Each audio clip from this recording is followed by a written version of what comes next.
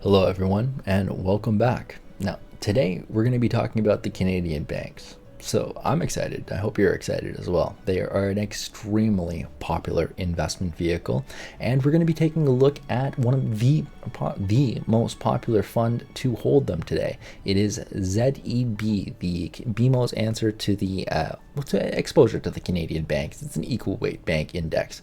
Now, this is a very good investment for completely passive investors who want a really hands-off approach, monthly dividends, and overexposure to the Canadian banks, who believe that they will outperform over time. Now, this is an older fund. It came out in 2009, and so well before fractional shares or fractional trading or what have you, or even discount brokerages really were a thing. So it is, to say up front, it is very easy today to open up a Wealthsimple account and just equal weight it yourself and have a 0% management expense ratio if you wanted to do that. However, let's compare and look at the different funds which are exclusive towards banks. Let's see how they've performed, and let's see how the managers have done and what their performance has been. And without any further ado, let's jump right in. Now, as always, we're going to be starting off on the fund's website. Let me go down into my little corner spot down here. Now, we're always going to be starting off on the fund's website. It is very important to let the management team speak for themselves. We want to hear what they are targeting with the fund and what they want to accomplish. And the best way to do that is directly from the documents that they present to investors. So here we are, and we see immediately we're going to notice net assets, $3.8 billion. This is a massive fund with a market volume of over 6 million traded a day.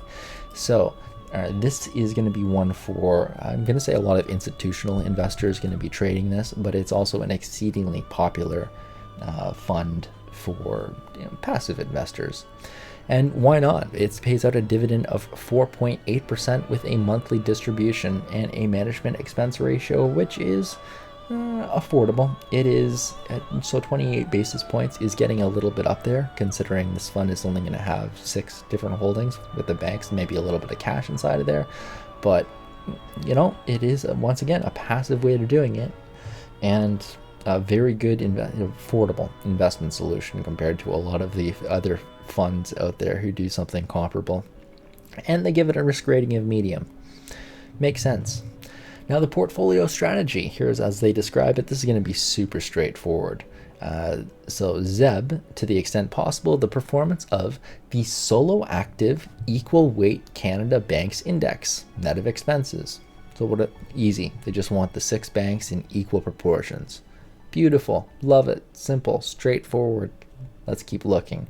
So fund benefits, designed for investors looking for growth solutions. Interesting that they would say that. It does pay out a 4.8% dividend, very healthy dividend up there. However, it is a growth solution, and that's what they're targeting, and that's what we'll think of it as. Now, exposure to Canadian bank stocks, equal weight to lessen security-specific risk. Sure, possibly. Yeah, no, they're right to say that. It's not really as much of a risk, considering that these are all basically in the same, not even in the same sector, which would be the financials, but they're doing an almost identically thing, and they are all competing with each other. But sure, yeah, it definitely does lessen that risk should one go under. Now, price and performance. I love when Canadian funds do this. So had you invested 10 grand 10 years ago, let's take a look at the returns, and you see, wow, we'd have just about $25,000 today. So 2.5 times your money if you'd put on dividend reinvestments and just let it run. That's a very hard return to beat, or that's a very solid return. Period. It is beatable, and it has been beatable, but it's done well. And here we see 10-year return, 9.27%. That's going to beat out all the dividend funds over the same time period. And yeah, 5 and 3-year return of over 10% as well. 2-year return, it's expected to see the little bit of negative or low in that time period, as 2022 was a very interesting year for investors. but we can see it's bounced back with a 1-year return of over 10% again. Scrolling down, yeah, perfect. We already looked at all of this. Yeah, it came out in 2009, so this one's been around for a while, and we can look at some very good returns off of it. Now, one thing that BMO does excellently is having very solid and consistent dividend payers. So anyone who's looking for budgetable income, this one was very good. We see it paying out 14 cents a month solidly all the way through 2023 and 2024. A little bit of increase in 2022, bumped it up 2 cents, which is nice and makes sense because the underlyings have all been increasing their dividends during that time. So we see it getting paid out to the investors, and yeah, very, very solid and consistent returns from the payers. Excellent. Distribution and tax, total distribution, a little bit over $1. Eligible dividends, yeah, perfect. And as we said, yeah, so it's only going to have 7 holdings, and going to be an equal split across 6 banks and a little bit of cash inside of there. So let's go through them. CIBC, National Bank of Canada, Bank of Montreal, so they're holding themselves, the Royal Bank of Canada, Toronto Dominion, and the Bank of Nova Scotia. All of these have been solid returners and solid dividend payers for like 100 years at this point, sometimes more than that. They are solid and quality investments. They're all necessary to the Canadian infrastructure, and a lot of dividend funds and even just funds in general are going to have these holdings themselves. So not really going anywhere anytime soon. Now their returns themselves have been very good, have been very different actually over that time period. Toronto Dominion and RBC have done very well over the past decade, 20 years or so. I also, just as a personal investment, I like National Bank if you can get in at a good price. If you can get in under $95, that's probably a very good price in order to get in for them. And as I personally believe that they have that they're well managed and that they have a lot of room for expansion inside the Canadian and foreign markets, particularly inside Canada, that they could expand a lot more inside here. So I think I would expect a lot of growth from them in the future. I also really like Toronto Dominion Bank. They have a lot of American exposure, and I presume that they have done well in the past, and I think that they will do well in the future. So if you were looking as a personal investor, I do not hold any of the banks, just funds themselves. However, just if I were looking for an investment, those are two that often pique my attention and are wonderful to run some theta gang strategies off of. And no surprises in the sector or geographic allocation. We know all about that. Now, we're always going to take a quick look at the ETF facts document. Just want to make sure here we see, yep, 2022 did have that nice dip down there. But I just want to make sure that there's no hidden expense ratio. Sometimes there's something hidden in the trading expense ratio, so it would be much more. But we'll happily see, no, it's only 28 basis points down there. So now that we've taken a look at the fund in depth, we know exactly what the fund managers want us to think about it. How has it performed? And so I've put this fund up against a couple competitors. So we see, starting from the bottom, we're going to start with the S&P TSX 60. Should mention this is a dividend adjusted return, so you would have to be reinvesting all of your dividends during that time. So we see the S&P TSX 60 and the S&P, the total market index, have done very well, but they have underperformed consistently compared to XFN and ZDB. So we know ZEB very intimately at this point. XFN is the iShares total financials index for Canada.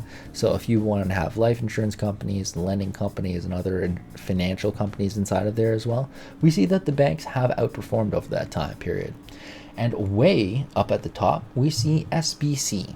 Now, SBC is a split share fund, and this is going to essentially be the split portion of it instead of the preferred share portion of it. So essentially, we are betting on the upsides of the Canadian banks. And so it is going to have some very high expenses. I'm going to need to make a video about split share funds eventually and explain them, as I don't think anybody on YouTube has covered it properly at this point. I think everyone's a little bit confused about them, but we see that SBC has outperformed. If you just wanted to bet on the bank's upside over that time period, you'd have done rather well. All right, so here we have this on an all-year return. Now I loved looking at the returns right up until 2020, as we know what's going to happen inside that year. However, nobody else does. Nobody else knows what's coming. Oh dear, I didn't do that right at all. And we want the end date to be 2020. Perfect. So running from inception just up until January of 2020, and we see that, wow, the banks have solidly outperformed the financials. A little bit outperformed the financials, but have solidly outperformed the S&P TSX 60 and the total market as a whole. With SBC, that's more of a bet coming in. SBC is very good to be held inside of a registered account, as it pays out monthly dividends or monthly distributions and is designed for that way. So it's a good investment vehicle on that way. However, not necessarily inside of a, well, I suppose it would really depend inside of a non-registered account whether you wanted to pay the taxes on that. But we're going to just assume inside of a registered account, yeah, betting on the banks have done extremely well. Now, taking a look over, that would have been just going through the bit of an increase in interest rates there, but let's take a look over the past 5 years and see how things have done there. And we see that since interest rates and since we've entered a new investing environment, that the S&P TSX 60 actually does come out on top. The banks have underperformed during this massive interest rate hike. So no real surprises there. This is going to be much more of a cyclical sector. Let's move this all the way up to 2020. Take a look at the returns there. Perfect. And we see that, yeah, even with this interest rate environment, the banks have still done well. Now, SBC is going to be coming in last place. Remember, that is more of a bet, but everything is kind of tied up in the middle there. So for passive investors who admit that they don't know anything about investing, or do just admit that they want to be a long-term investor, XIU has done well for them over that time period. However, for those willing to accept a little bit more risk into their portfolio and accept that the Canadian banks are very, very deeply entrenched in our infrastructure, they would have outperformed and seen that outperformance over that time period. Now let's take a look at the bounce back, how things have done since April of 2020. So now we've seen the crash. Let's watch the bounce back, and we see, yeah, that the banks have done exceedingly well. SBC has done great as an investment. However, it is this really illustrates why not overpaying for assets is so important. As if you had invested at the tippy top up there, you would still be waiting to recover, and it might be a long time until you do. So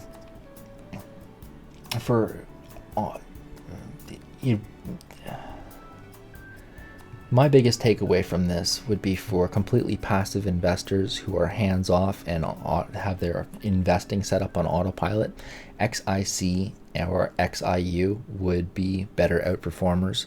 For anyone who is watching a video like this and takes an interest in investing and enjoys the process, there are some very good options to invest in the banks, and ZEB is certainly one of them. I like this fund quite a bit.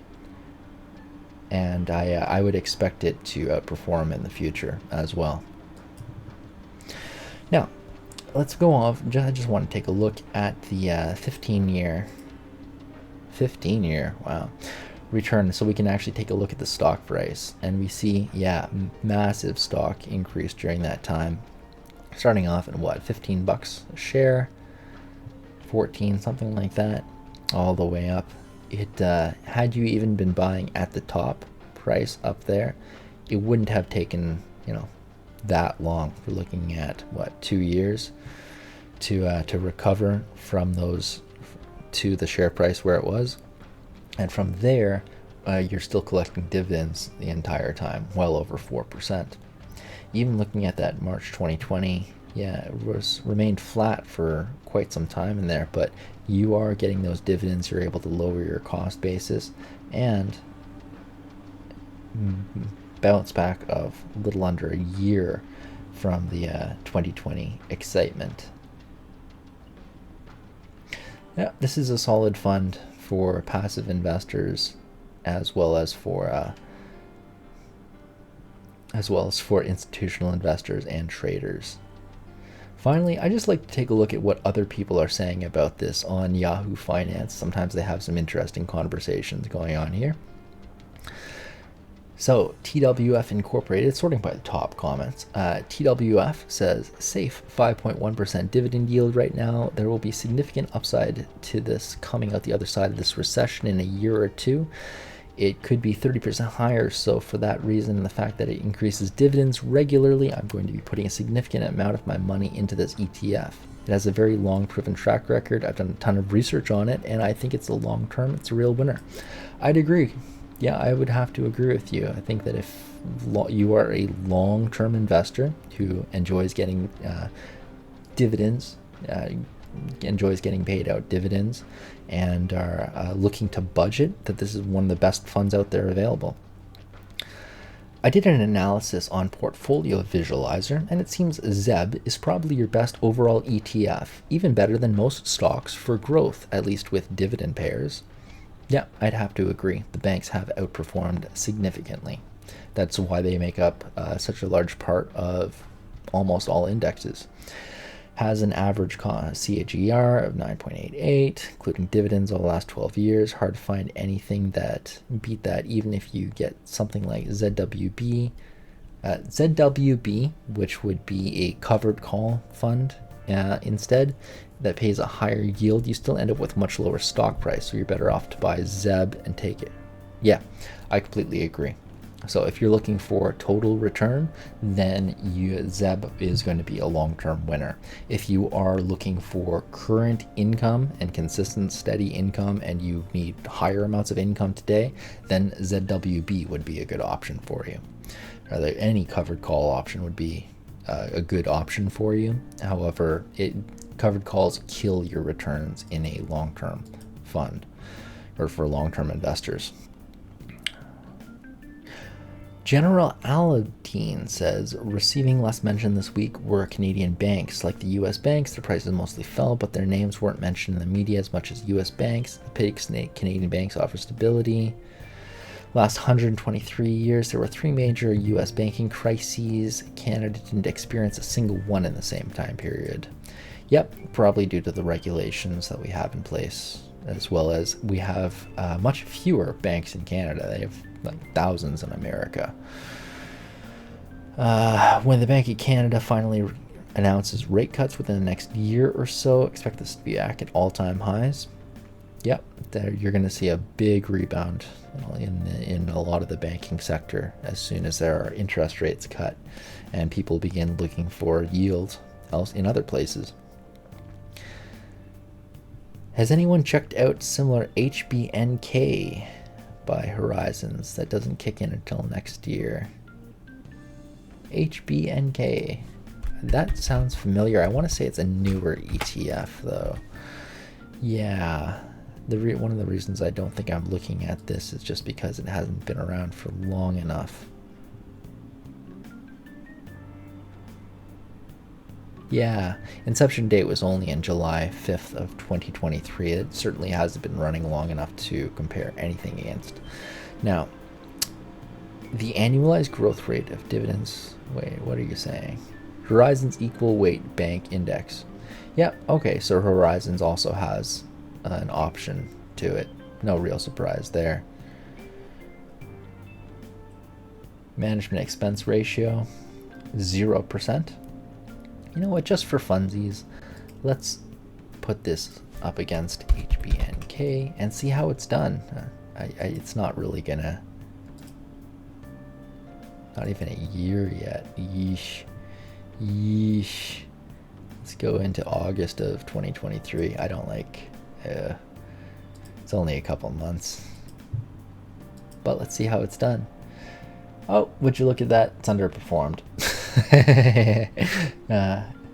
So yeah, it's done a little bit better than ZEB, which I suppose it's holding the exact same index, but it's underperformed financials, and there have you. So yeah, no, HBNK, possibly another good fund.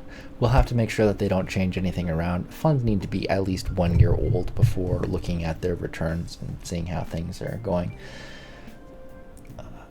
As far as a holding though, not bad. I'd like to see the distributions just on this one. 2023, see, we don't really have enough. They look pretty solid though. 0.085 cents and 0.087. This might be a very good investment for long-term buy and hold investors. Rebate to effect. Yeah, okay. So yeah, we did see a little bit of outperformance, undoubtedly due from HBNK, undoubtedly due to its lower expense ratio. We're gonna have to let that one run for a little bit more time just to see how it's performed when Evolve is, or excuse me, yeah, Evolve, or Horizons rather, does some good work, and they have some good total return swap indexes. However, we're gonna have to let that one run for at least a year. Initially, it seems quite nice. I think I've looked at it before. Question: if ZEB pays out, either way, ZEB, HBNK, SBC going into the financials, you would have on a long-term basis far outperformed the broader Canadian stock indexes. Because a lot of them hold the financials, and financials in Canada really have gone hand in hand. A lot of the dividend funds out there are well over 40% into the Canadian financials. All right. Putting a lot more in here. Great value and a dividend. Muskie Elon. Yeah, so solid strategy. So I bought more today. Canadian banks are safe. Very common sentiment among Canadian investors. They believe the banks are safe, and they certainly have been for a long time. It's hard to beat their track record.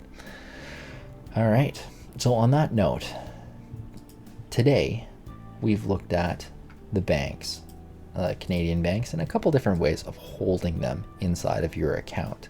Now, I personally like to invest in the Canadian banks. Now, some have outperformed others. However, the biggest takeaway from this is that if you want to have superior returns from the Canadian market, overweighting your portfolio towards some of these banks can be a very good way of doing it. It is a very strong diversification asset, or a way of doing that and balancing your portfolio. Now, ZEB has, and all of the banks have given also consistent dividend income. Really depends on whether you want to have that dividend income coming in quarterly or monthly, whether you would invest inside of a fund or not. We live in the future, and there are such good investment options available to us. Now, do you invest in the banks? And if so, how do you do it? Now, I'm super curious about that. I love seeing how different people manage their portfolios. Whether you hold ZEB or not, just know that you are doing a fantastic job by investing, but you are taking control of your own future, and you are far ahead of your contemporaries. Sometimes I know it's difficult to talk about this stuff because we see a lot of our colleagues around us in the world who are struggling and not doing as well. However, if you are investing, if you are taking control of your finances, and you have that prescient perspective on the future, creating a better future for yourself, you're doing a fantastic job, and I'm very proud of you. Keep going. Everything's going to get better, and things get better on a daily basis. You're doing a fantastic job, and I will catch you next time, my favorite investors. Bye for now.